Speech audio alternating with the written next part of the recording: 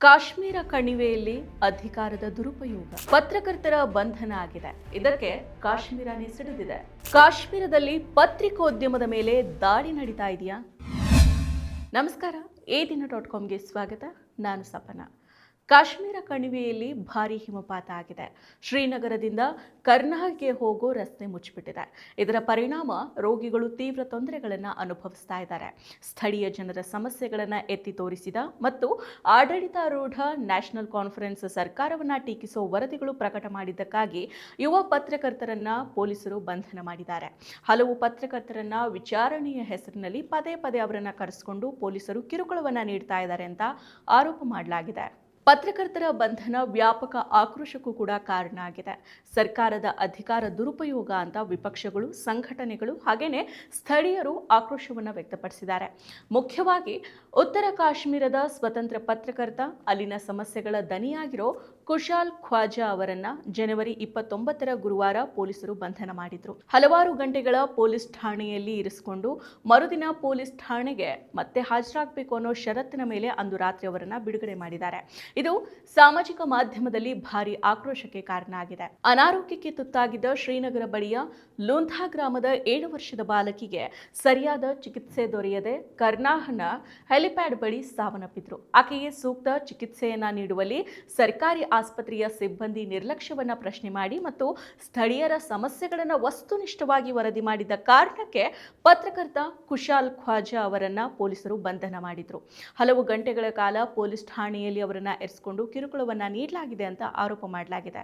ಇನ್ನು ತಮ್ಮ ಬಂಧನದ ಬಗ್ಗೆ ಮಾತನಾಡಿರೋ ಖ್ವಾಜಾ, ಬಾಲಕಿಯ ದೇಹದಲ್ಲಿ ಆಮ್ಲಜನಕದ ಪ್ರಮಾಣ ಇಳಿತಾ ಇತ್ತು. ಆಕೆಗೆ ಆಮ್ಲಜನಕದ ಅಗತ್ಯ ಇತ್ತು. ವೈದ್ಯರ ಅನುಪಸ್ಥಿತಿ ಮತ್ತು ಗಂಭೀರ ಪರಿಸ್ಥಿತಿಯಲ್ಲಿದ್ದ ರೋಗಿಗಳನ್ನು ನಿರ್ವಹಿಸುವಲ್ಲಿ ಪ್ರೋಟೋಕಾಲ್ಗಳ ಕೊರತೆಯನ್ನ ನಾನು ಪ್ರಶ್ನೆ ಮಾಡಿದೆ. ನಂತರ ಪೊಲೀಸರು ಹೆಲಿಪ್ಯಾಡ್ ಬಳಿ ಬಂದು ನನ್ನ ಫೋನನ್ನು ವಶಪಡಿಸಿಕೊಂಡ್ರು. ನನ್ನನ್ನು ಬಂಧನ ಮಾಡಿದ್ರು. ನನ್ನ ಬಂಧನಕ್ಕೆ ಕಾರಣ ಏನು ಅಂತ ಕೇಳಿದ್ರೆ ಅವರು ಯಾವುದೇ ಉತ್ತರವನ್ನ ನೀಡಲಿಲ್ಲ ಅಂತ ವಿವರಿಸಿದ್ದಾರೆ. ಸರ್ಕಾರ ಮತ್ತು ಪೊಲೀಸರ ಈ ಕ್ರಮವನ್ನು ಪತ್ರಕರ್ತರ ಸಂಘಗಳು, ರಾಜಕೀಯ ಪಕ್ಷಗಳು ಮತ್ತು ಅಂತಾರಾಷ್ಟ್ರೀಯ ಸಂಸ್ಥೆಗಳು ತೀವ್ರವಾಗಿ ಖಂಡಿಸಿದ್ದಾವೆ. ಪತ್ರಕರ್ತರ ಬಂಧನ ಮತ್ತು ಅವರ ಮೇಲಿನ ಕಿರುಕುಳವನ್ನು ಎಡಿಟರ್ಸ್ ಗಿಲ್ಡ್ ಆಫ್ ಇಂಡಿಯಾ ಮಾಧ್ಯಮದ ಮೇಲಿನ ಒತ್ತಡ ಮತ್ತು ಹಿಂಸಾಚಾರ ಅಂತ ಕರೆದಿದೆ. ಪತ್ರಕರ್ತರು ತಮ್ಮ ಕರ್ತವ್ಯವನ್ನು ನಿರ್ವಹಿಸುವಾಗ ಇಂತಹ ಒತ್ತಡಗಳನ್ನು ಹೇರಬಾರದು. ಪೊಲೀಸರು ಪತ್ರಕರ್ತರನ್ನ ತಮ್ಮ ಕೆಲಸಕ್ಕಾಗಿ ಹಿಂಸಿಸೋದನ್ನು ತಕ್ಷಣ ನಿಲ್ಲಿಸಬೇಕು ಅಂತ ಕಮಿಟಿ ಟು ಪ್ರೊಟೆಸ್ಟ್ ಜರ್ನಲಿಸ್ಟ್ ಹೇಳಿದೆ. ಕಾಶ್ಮೀರ ಪ್ರೆಸ್ ಕ್ಲಬ್ ಮತ್ತು ಸ್ಥಳೀಯ ಪತ್ರಕರ್ತರ ಸಂಘಗಳು ರಾಷ್ಟ್ರೀಯ ಮಾಧ್ಯಮಗಳ ಮೌನಗೊಳಿಸೋ ಹುನ್ನಾರ ಅಂತ ಟೀಕೆ ಮಾಡಿದೆ. ರಾಜಕೀಯ ಪಕ್ಷಗಳು ಕೂಡ ಪತ್ರಕರ್ತರ ಮೇಲಿನ ಕಿರುಕುಳವನ್ನು ಖಂಡಿಸಿದ್ದಾವೆ. ಜಮ್ಮು ಕಾಶ್ಮೀರದ ಪ್ರಾದೇಶಿಕ ಪಕ್ಷ PDP ಮುಖ್ಯಸ್ಥೆ ಮಾಜಿ ಮುಖ್ಯಮಂತ್ರಿ ಮೆಹಬೂಬಾ ಮುಫ್ತಿ ಅವರು ಪತ್ರಕರ್ತರನ್ನ ಗುರಿಯಾಗಿಸಿಕೊಂಡಿರೋದು ಅಧಿಕಾರದ ದುರುಪಯೋಗ. ಅವಾಮಿ ಇತ್ತೆಹಾದ್ ಪಕ್ಷದ ನಾಯಕ ಅಬ್ರಾರ್ ರಶೀದ್ ಮತ್ತು ಆಡಳಿತ ಪಕ್ಷ ನ್ಯಾಷನಲ್ ಕಾನ್ಫರೆನ್ಸ್ನ ಸ್ಥಳೀಯ ಶಾಸಕ ಜಾವೈದ್ ಅಹಮದ್ ಮಿರ್ಚಲ್ ಅವರ ಆದೇಶದ ಮೇರೆಗೆ ಪತ್ರಕರ್ತ ಕುಶಾಲ್ ಖ್ವಾಜಾ ಅವರನ್ನ ಬಂಧನ ಮಾಡಲಾಗಿದೆ ಅಂತ ಆರೋಪಿಸಿದ್ದಾರೆ. ಉತ್ತರ ಕಾಶ್ಮೀರದ ಲೋಕಸಭಾ ಸಂಸದ ಎಂಜಿನಿಯರ್ ರಶೀದ್ ಅವರ ಪುತ್ರ AIP ನಾಯಕ ರಶೀದ್ ಅವರು ಖ್ವಾಜಾ ಅವರನ್ನ NC ಶಾಸಕ ಮಿರ್ಚಲ್ ಅವರ ಆದೇಶದ ಮೇರೆಗೆ ಬಂಧನ ಮಾಡಿ ಕಿರುಕುಳವನ್ನ ನೀಡಲಾಗಿದೆ ಅಂತ ಕೇಳೋದಕ್ಕೆ ತೀವ್ರ ಬೇಸರ ಆಗಿದೆ. ಇದು ಮೊದಲ ಬಾರಿಯಲ್ಲ. ಕರ್ನಾಲ್ ಕ್ಷೇತ್ರದ ಶಾಸಕರಾಗಿ ಮಿರ್ಚಲ್ ಅಧಿಕಾರ ವಹಿಸಿಕೊಂಡ ನಂತರ ಇಂತಹ ಘಟನೆಗಳು ನಡೀತಾನೆ ಇದೆ. ಕುಶಾಲ್ ಒಬ್ಬ ಅರ್ಹ ಪತ್ರಕರ್ತ. ಅವರು ಪ್ರಾಮಾಣಿಕತೆ ಮತ್ತು ಸಮರ್ಪಣಾ ಭಾವದಿಂದ ತಮ್ಮ ಕೆಲಸವನ್ನ ಮಾಡ್ತಾರೆ. ಅವರನ್ನ ಬಂಧಿಸೋದು ಖಂಡನೀಯ ಮತ್ತು ದುರದೃಷ್ಟಕರ. ಅಧಿಕಾರಿಗಳು ಮಧ್ಯಪ್ರವೇಶಿಸಬೇಕು. ಯಾವುದೇ ಅಮಾಯಕ ವ್ಯಕ್ತಿಗೆ ಅನಗತ್ಯ ಕಿರುಕುಳವನ್ನ ನೀಡಬಾರದು ಅಂತ ಆಗ್ರಹ ಮಾಡಿದ್ದಾರೆ. ಇನ್ನು ಹೆಸರನ್ನ ಹೇಳೋದಕ್ಕೆ ಇಚ್ಛಿಸದೇ ಇರೋ ಜಿಲ್ಲಾಡಳಿತದ ಅಧಿಕಾರಿಯೊಬ್ಬರು ಖ್ವಾಜಾ ಬಂಧನವನ್ನ ಸ್ಥಳೀಯ ಸಮಸ್ಯೆ ಅಂತ ಕರೆದಿದ್ದಾರೆ ಅಂತ ದಿ ವೈರ್ ವರದಿ ಮಾಡಿದೆ.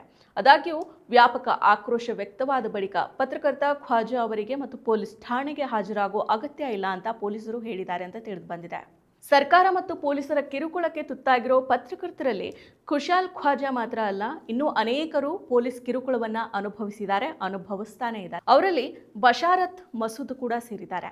ದಿ ಇಂಡಿಯನ್ ಎಕ್ಸ್‌ಪ್ರೆಸ್ ಪತ್ರಿಕೆಯ ಹಿರಿಯ ಪತ್ರಕರ್ತ ಬಶಾರತ್ ಮಸೂದ್ ಅವರನ್ನ ಜನವರಿ 14ರಂದು ವಿಚಾರಣೆಗಾಗಿ ಕರೆಯಲಾಗಿತ್ತು.